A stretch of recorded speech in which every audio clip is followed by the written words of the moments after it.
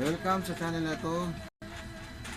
Doon sa mga binurulong videos, doon sa mga bagong viewers, pwede kayo mag-subscribe para may matutunan din kayo pagpapaano dito sa vlog na to.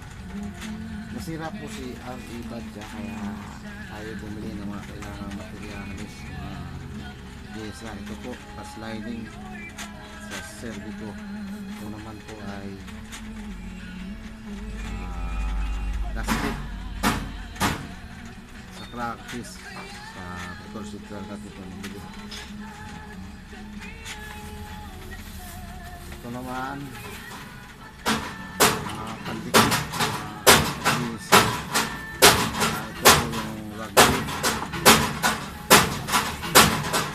ito po yung silicone.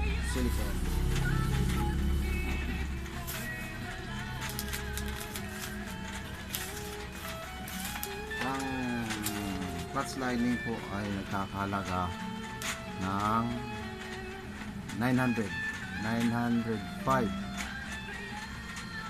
dahil wala pong makuha ang gasket sa Servico, kaya ako nagpunta ng motor cycle at ito naman ay 141 yung gasket.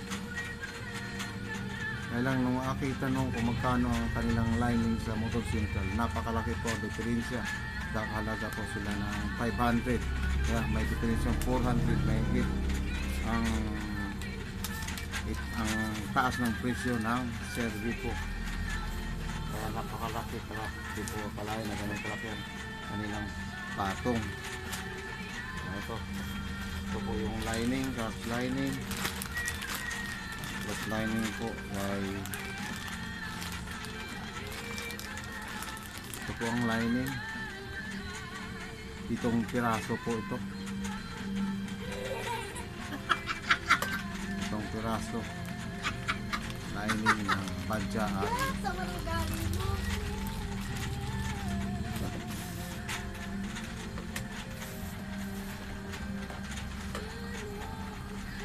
hanggang dito lang. Sa sunod na video at ipakita ko paano ito ay unang pagkakataon para tayo ay magpalit at